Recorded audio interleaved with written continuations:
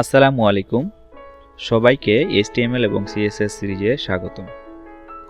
আজকে আমরা জানব HTML এবং CSS এর পরিচিতি, HTML এবং CSS আমরা কেন শিখব, HTML এবং CSS শিখতে কি কি লাগবে, HTML CSS শেখার পর পরবর্তীতে আমরা কি শিখব এবং ফাইনালি আমরা জানব HTML এবং CSS এর সিরিজে আমি কি শেখাবো। তো প্রথমেই আমরা জানব HTML এবং CSS কি। আমরা একটি ওয়েবসাইটকে ডিজাইন করব, যার কারণে আমাদের HTML এবং CSS শিখতে হবে। আমরা যদি একটি বাড়ি নির্মাণ করতে যাই সেই ক্ষেত্রে অবশ্যই একটি ভিত্তি স্থাপন করতে হবে এবং দালান দিতে হবে এবং সেই বাড়িটিকে আবার প্লাস্টার করে রং করে সুন্দর করে সাজাতে হবে। তো সেমভাবে আমরা যখন একটি ওয়েবসাইট তৈরি করব, HTML করে সেই ওয়েবসাইটের লেআউটগুলো তৈরি করতে হবে এবং CSS দিয়ে সেই ওয়েবসাইটের ডিজাইন করতে হবে। তো HTML এবং CSS এর আরো বিস্তারিত আমি যখন HTML এবং CSS এর ক্লাসগুলো দেখাবো তখন আরো বিস্তারিত বলবো। তো এরপরে আমরা জানব যে HTML এবং CSS আমরা কেন শিখব। মূলত HTML টি আমরা শিখব ওয়েবসাইটের গঠন করার জন্য এবং CSS টা শিখব ওয়েবসাইটটাকে ডিজাইন করার জন্য। তবে এই HTML এবং CSS এর মাধ্যমেই আমরা কিন্তু একটি ওয়েবসাইটের ডিজাইন খুব সুন্দরভাবে তৈরি করতে পারবো। এছাড়াও আমরা যে মোবাইল অ্যাপগুলো ইউজ করি সেই মোবাইল অ্যাপটিও কিন্তু HTML এবং CSS দিয়েই ডিজাইন করা হয়। এরপরে আমরা জানব HTML এবং CSS শিখতে কি কি লাগবে। আমরা HTML এবং CSS কম্পিউটার অথবা মোবাইলেও শিখতে পারবো, তবে কম্পিউটারে শেখাটা খুব বেটার হবে। তো আমরা যদি কম্পিউটারে শিখতে চাই সেই ক্ষেত্রে আমাদের একটি ওয়েব ব্রাউজার লাগবে, যেমন আমরা গুগল ক্রোম ইউজ করতে পারি, মজিলা ফায়ারফক্স ব্যবহার করতে পারি অথবা অপেরা মিনি। এছাড়াও আর অন্যান্য যে ব্রাউজারগুলো রয়েছে সেগুলো কিন্তু ইউজ করা যাবে। এরপরে যেটি লাগবে সেটি হচ্ছে কোড এডিটর।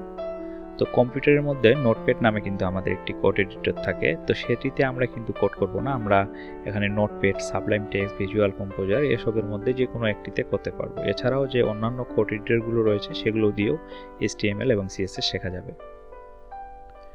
তো আমাদের কম্পিউটারে যদি আমরা শিখতে চাই সেই ক্ষেত্রে এই দুইটি জিনিস থাকলে কিন্তু আমরা শিখতে পারবো, একটি ওয়েব ব্রাউজার আর একটি কোড এডিটর। এরপর যদি আমরা মোবাইলে কেউ শিখতে চাই সেই ক্ষেত্রে একটি অ্যাপস ইউজ করেই কিন্তু আমরা HTML CSS শিখতে পারবো। এখানে আমি তিনটি অ্যাপস দেখাচ্ছি, যে কোনো একটি অ্যাপ ইউজ করেই কিন্তু আমরা খুব ভালোভাবে HTML এবং CSS শিখতে পারবো মোবাইল অ্যাপের সাহায্যে। তো এই ভিডিও ডিসক্রিপশনে এই মোবাইলের অ্যাপগুলোর ডাউনলোড লিঙ্ক এবং কম্পিউটারের জন্য যে ওয়েব ব্রাউজার এবং কোড এডিটরগুলো রয়েছে এগুলোরও ডাউনলোড লিঙ্ক আমি দিয়ে রাখবো। এরপরে আমরা জানবো যে HTML এবং CSS শেখার পরে আমরা পরবর্তীতে কি শিখতে পারি বা কি শিখব। তো HTML এবং CSS শেখা শেষ হলে আমরা প্রথমে jQuery প্লাগইন শিখতে পারি। তো jQuery প্লাগইন একটি জাভাস্ক্রিপ্ট প্রোগ্রামিং ল্যাঙ্গুয়েজের লাইব্রেরি। এই jQueryর মাধ্যমে কিন্তু আমাদের ওয়েবসাইট বিভিন্ন ধরনের ইফেক্ট, অ্যানিমেশন এবং স্লাইডার এগুলো কিন্তু দেওয়া হয়, মানে ওয়েবসাইটটাকে আরো খুব সুন্দরভাবে সাজানোর জন্য এই jQuery প্লাগইনস ব্যবহার করা হয়।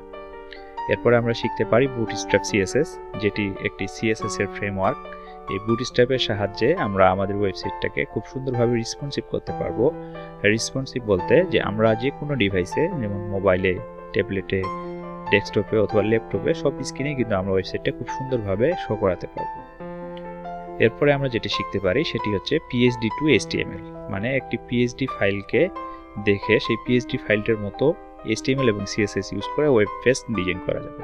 তো PSD to HTML আমরা যত বেশি প্র্যাকটিস করব তত বেশি কিন্তু আমরা HTML CSS শিখতে পারবো। তো এর জন্য যখন আমরা HTML CSS শেষ করব, পরবর্তীতে আমরা jQuery প্লাগইন, দেন বুটস্ট্র্যাপ, দেন বেশি বেশি করে PSD to HTML শিখব। এরপরে আমরা জানবো যে আমি HTML এবং CSS সিরিজে কি কি শেখাবো।